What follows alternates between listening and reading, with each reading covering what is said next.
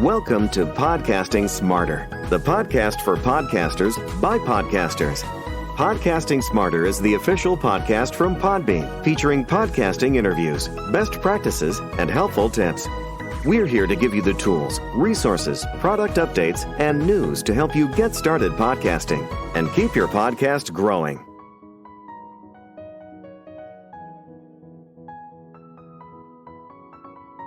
Hello and welcome to Podcasting Smarter. This is Norma Jean Belenke, Podbean's head of events.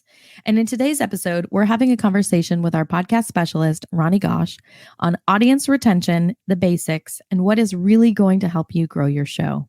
Hey, Roni, how's it going? It's going fantastic, Norma Jean. How's it going with you? Yeah, pretty good. Really excited to talk with you about audience retention today. It's such a big one, right? And I think so many people want to keep the audience they have, grow their audience, and we know this because of how analytics and advertising works. Audience is key to your show. That's the driving factor for so many reasons. And we're going to get into a little bit today about how to maximize that, how to grow your audience, and how to keep the audience you have. So first off, can you explain the concept of audience retention in podcasting and why it's crucial for the growth of a show? Absolutely. So when we talk about audience retention, so many people are more focused on okay, how do I grow my audience? How do I get more listeners, week after week? What they don't realize is that that's kind of like your secondary question. Your first question is, how do I retain the audience that I already have? So for example, let's say that I have a podcast and I've published 3 episodes so far, one every week. And each week I have 100 different listeners that are giving me 100 downloads per week, which would be good. You're thinking, okay, yeah, 300 downloads so far for my 3 episodes, 300 listeners per week. That's good, right? Well, the thing is that if I have 300 different listeners every single week, and that means that none of them are coming back from the previous week, and that means that I'm broadcasting to basically a new audience every single week. So I can't do any callbacks to previous episodes because they're not going to know what's going on. I can't really build any kind of relationship with these listeners because they've listened to me once and they decided to ollie out.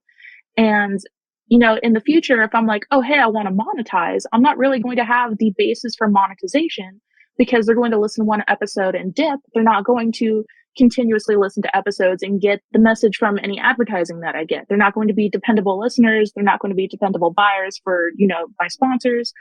I'm not going to be able to really do anything with my podcast. Now, let's rewind it and say, once again, I've published 3 episodes so far for my podcast, and each week I have 50 listeners, but they're the same 50 listeners.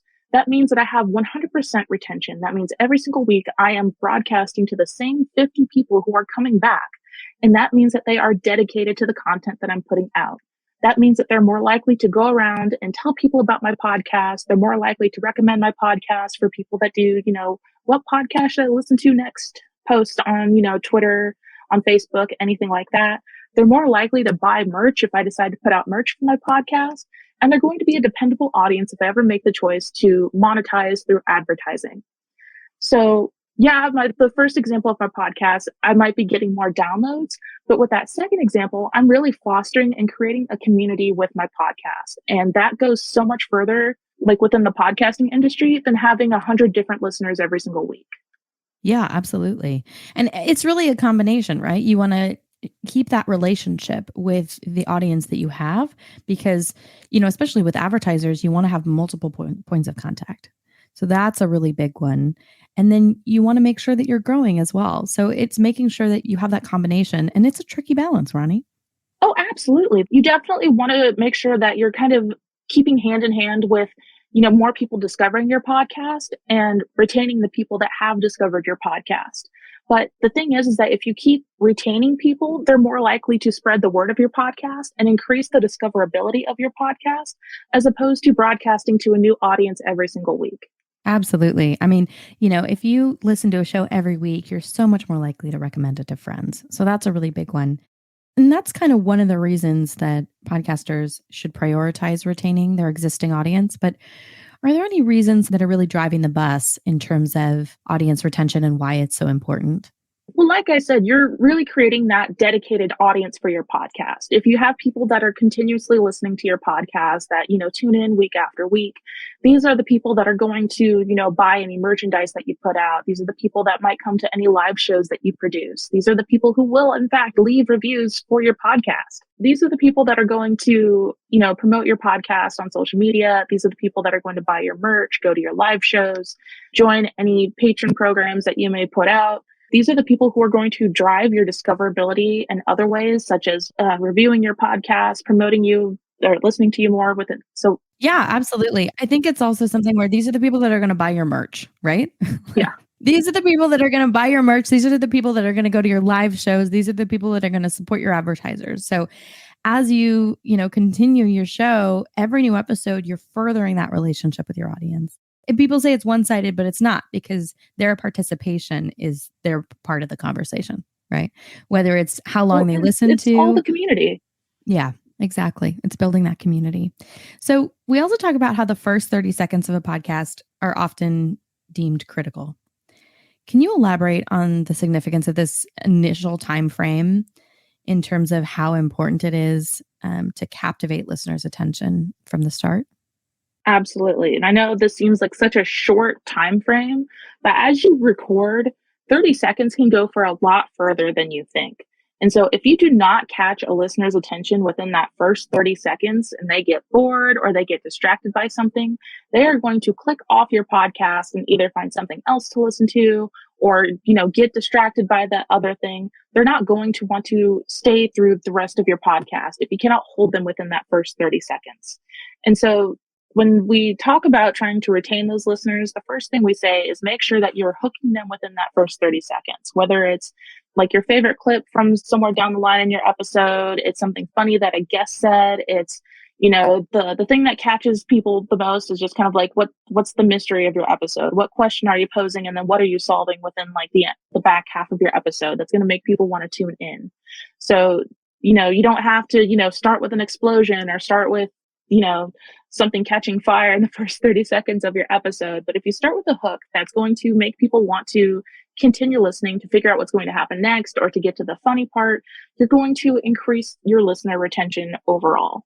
And so when we try to tell people like what to do, the best thing to do is to go listen to the podcasts that you think are really engaging. Listen to the first 30 seconds and figure out what in there is keeping you engaged throughout the rest of the episode. Is there a question that they're posing that they later answer? Are they telling you about something funny that happens later in the episode? Do they, tease a guest that only appears in the back half of an episode? Figure out what they're doing and see if there's a way that you can mimic something like that within your podcast. Yeah, absolutely. And keeping your audience engaged in that hook in the first 30 seconds. I mean, we've all listened to podcasts that just get you from the get-go.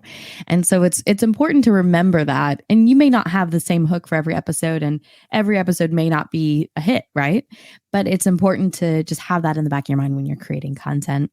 And the next thing I want to talk about is consistency, right? We talk about this all the time at Podbean, making sure you release your podcast on the same day and the same time. If you're listening to Podcasting Smarter, we release on Tuesdays at 7 a.m. Eastern every week. So if you're thinking about consistency, it's a really key factor in building trust with listeners. So Roni, I want to hear from you about how important maintaining that regular schedule is and any advice you would give to podcasters for managing the release schedule. Once again, we ask people to call back to like their favorite episodes or their favorite podcast. And usually it's like, okay, my favorite podcast releases every Monday, or my favorite podcast always releases on the 1st and the 15th of every month. They create that dependable schedule, and it creates something that you can look forward to, within the week or within the month. It's something that you can kind of use to keep pace of the rest of your calendar. I have this with several things that I listen to, with several comics that I keep up with.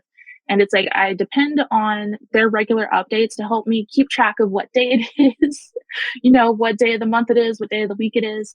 And when those things don't update on the day that they're supposed to, it really messes up my schedule. And if they continuously don't update when they're supposed to, I just stop looking, because it's like, I can't keep track of it the way I'm supposed to. It's not updating when I need it to. So I will just, let it collect or come back to it at a later time.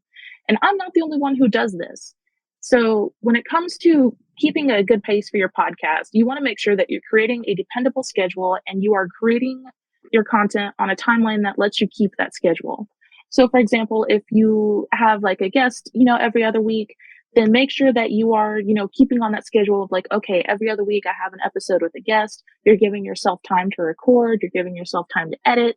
You don't want to create a pace that is like too brutal for you that you can't keep up with, where you have to like take a break every other week, because then people are going to notice that you're not keeping up with the schedule that you're trying to set, and you're not going to have that dependability, and people are not going to come back week after week or, episode after episode to keep up with your content. Absolutely. I think it's really important because, TV is a really good example of this, right? If there's a show that you like, it's on Sunday nights, Thursday nights, Tuesday nights, right? You're going to schedule your day based on, when that new episode drops. And, even though with podcasts, we have so much more flexibility and you can listen to them in your car or, going on a walk or doing the dishes, there is that psychological effect of trust, right? I trust that this podcast is going to have the new episode on this day, right? And there's an excitement there. And so, you want to keep that excitement up with your audience, which is also a really good point. There's also the aspect of cutting out a lot of content that's not relevant, or, we call it fluff here. So, it's also a strategy for keeping listeners engaged. So how do podcasters identify, what may not resonate with audience and what may be important in terms of the overall flow and integrity of their shows? The one tip that I always kind of feel bad about bringing to people's attention, and it's, as you listen to your episode, obviously there are going to be some parts that you've had to listen to over and over because of editing purposes or because you had to go back and tweak something. But if you put it down for a day or two and you come back and you re-listen to it, you have to ask yourself, is there a particular point where I find my own attention wandering, or where I don't think that this part is engaging, or I think that the guest is, rambling a bit too much and I just kind of like lose focus on what's going on? Because if that's happening for you, then you can know for a fact that it's happening to your listeners. And so this particular tip is one of those things that you really have to practice with, because there is a difference between cutting out the fluff of, okay, this part drags on a bit. This part, my co-host, ramble too much. They go off topic and they take it a completely different direction. I have to kind of bring it back in. There's a difference between that and like cutting out like every single like slightly slow part and not giving yourself any slack with an episode. And so you have to kind of find that line of like, okay, yeah, this part, does kind of bring the tension down a little bit, but because it ramps up the tension in, the next minute. And the line between, okay, yeah, this is where my co-host goes off on a tangent on how much they hated the recast in the latest movie. So once again, the best tip here is to go to, your favorite podcast, your very favorite podcast episode that you've ever listened to, and figure out how they kind of cut things. Figure out, okay, how do they keep the flow going through the episode? Where do you notice that they kind of like redirect the conversation? And you try to bring that technique into your own content. And this works through both the recording phase and the editing phase. So for example, if you know that your co-host has a tendency to kind of go off topic, know that like when you kind of start to see it happen, you're like, okay, let's bring it back in, or hey, let's, save that for the next segment and try to, keep them on task. If you have a guest and you know that maybe they like to ramble with some of their questions, make sure that you're giving them, good hard cutting questions. So even the rambling is still engaging. And then in the editing phase, keep mind of like, okay, I know I have to cut things here. I have to, cut this particular aside because we went on, a 5-minute topic of what's better, cats or dogs. I would love to hear that conversation from somebody, but not right now. So you definitely have to practice it. And I think you're right. Make sure that you're asking the questions you want to ask. If you want to have more pointed questions or you want to have more open, nebulous style questions, and then you can edit those things out. So I think that point of if you're losing interest in the editing process or when you're listening back, that's really a key to telling you, hey, maybe this needs to be left on the cutting room floor. So that's a really interesting point. And audience retention is really a continuous process. So what are some common roadblocks or obstacles that podcasters face when looking to improve audience retention? It's always going to be one of those things where what you might think is engaging or, is something that is super entertaining to you might not be as entertaining to somebody else. And when it comes to, creating something, you're going to think that everything that you put out is amazing. You're going to say, how can somebody not be engaged by this? How can somebody not want to come back and listen to this over and over? And so the thing to remember is that it's always going to be a journey. The first 5 listeners that you have when you first start your podcast might not make it with you all the way down to the very last episode that you produce. But if over time you find that you're picking up different listeners that are staying, maybe the most dedicated people are the people who find your podcast like on episode, 15 out of 50. You never know who's going to stay with you throughout the journey. And so it's important to note that, no matter what your retention looks like, no matter, how engaged your audience is, you have to enjoy the process and you have to enjoy what you're doing. And if you are putting that energy, if you're putting that joy into your content and you are making sure that that's what's coming through, you don't have a guest that's kind of like, phoning it in. You don't have a co-host that is kind of like bringing the mood down.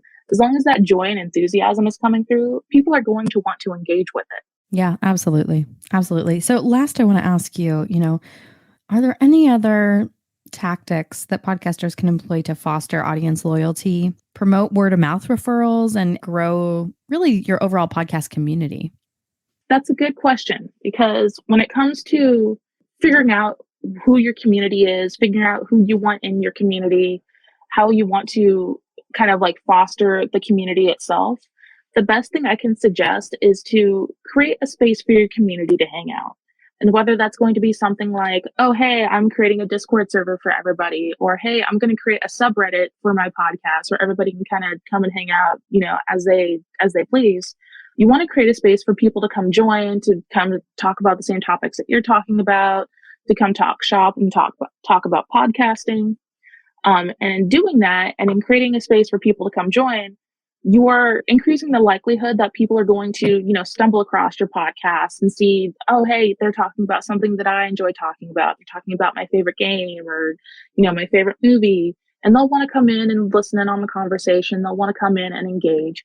And so in kind of creating that little oasis for your podcast, whether it's a Discord server, a subreddit, an old-fashioned forum board, this is going to sound really gross, okay? So you have to forgive me. It's like creating a glue trap. All right. And when people stumble upon it, they're more likely to kind of stick around and hang out and see what's going on, as opposed to just having your podcast and, hoping that somebody finds it. So you want to create a spot for people to stumble across what you're doing that isn't just, oh, hey, here's a link to my podcast, or, oh, hey, here's a link to my Twitter. You want to create a place and foster the conversation and foster the community. And, if you build it, they will come, Absolutely. Well, Roni Gosch, thank you so much. This has been just such a pleasure. And we also have an article on our blog, Audience Retention 101. So we'll have the link here in the show notes if you want to learn more. And thanks so much. If you have any questions, you can reach out to us at podcastingsmarter@podbean.com. And happy podcasting, everyone. Thank you so much for joining us for this episode of Podcasting Smarter. If you have any podcasting questions or want to get in touch, send us an email at podcastingsmarter@podbean.com. Thanks so much and happy podcasting.